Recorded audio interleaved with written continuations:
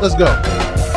I'm a force to be reckoned with, remember the name. Whether I'm singing or I'm spitting, ladies love me the same. Hello. I'm rain, and haters just don't understand. And what be flowing out the mouth is like the back of my hand. I know it's serious, only thing that changes my hotness. Lupe, I got this beat make hot spit fire. Or maybe something more like an ice flame. So cold it burns to the touch, call me Ice Name. What's good, everyone? We are back with another video, and as promised, we're gonna go over the fighting game roundtable. So this video might be a little longer than normal, but I'm gonna try to keep it short still. Hopping right in, we're actually gonna work backwards. When it comes to reveals, Capcom didn't have a whole lot. They did promise more info on Street Fighter 6 in the summer, and they said that everyone is working very, very hard on making this game happen and getting you something to work with, something palpable. Given the fact that they just released the trailer for the new update, that's reasonable. Then you have Sega, the Virtual Fighter Esports. They had a big tournament on Saturday to finish out their circuit, and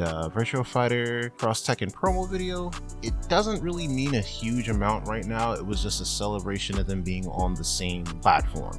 They hope to work together soon. They mentioned that multiple times. Arxis, nothing new, at least at that event. The day prior, for Arc Revo, they actually released the updates that they had coming. Story expansion, crossplay with beta, season 2 pass, testament, physical soundtrack, and of course DNF Duel announced for the upcoming Arc Revo. So yes, they're doing another Arc Revo tour, and DNF Duel and Guilty Gear are going to be the main two games with about $100,000 on each. The DNF Duels also had the release date of 6/28, so let's go DNF Duel.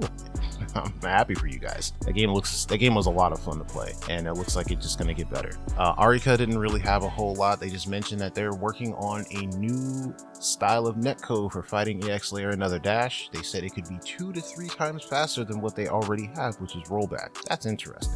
Then you had Bandai Namco Esports. Harada really just said that he had a whole lot of stuff he wanted to say, but he was not allowed to say it due to other things, and gave us the Tekken Bloodline trailer again. Mentioned that there are characters that you wouldn't expect to be there given the time frame of it, but they had business during that time. So it's going to be interesting to see that, like Leroy. And no, this does not render Tekken 1 and 2 non-canonical, so don't worry about that. And last but not least, we have SNK, who actually had something new to reveal, like for that day, and it's a surprise update in April 14th to be exact. Omega Rugal, who's free. The boss challenge mode, also free. So I'm pretty sure we might even get a few adjustments, who knows. That would be a good opportunity if they wanted to make like a patch for that. KOF Ultimate History Book, 500 pages, lots of artwork going over the history of KOF, obviously. There then was the Treasure Team Battle. It was a memorabilia thing. Honestly, there's no way for me to truly explain what happened. It was just they judged the treasures that each of these developers had, as far as like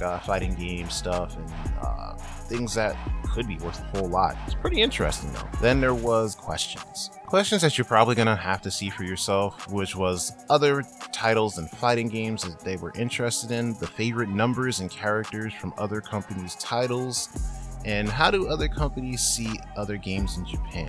There's a lot of politeness that goes on because Harada was a huge troll during that thing, but one of the biggest things honestly to take away was the latter question, how other companies see other games in Japan. It was very interesting how they praised a lot of things that like Street Fighter and KOF did. However, they also mentioned how the biggest drawback is with fans and the problem that developers face with expectation versus innovation. KOF being a very big example of how people expect a large roster from KOF. They expect 3v3 from KOF, and while they want to try things, they have to try new things while keeping things the same, which is a hard balance to find. It's a very interesting discussion to be had. The other questions were like advantages and difficulties of 2D versus 3D. I mean, the overall situation there was that the 2D is simpler similar in terms of how things are done, especially in cost. And some of them actually feel like 3D isn't something that they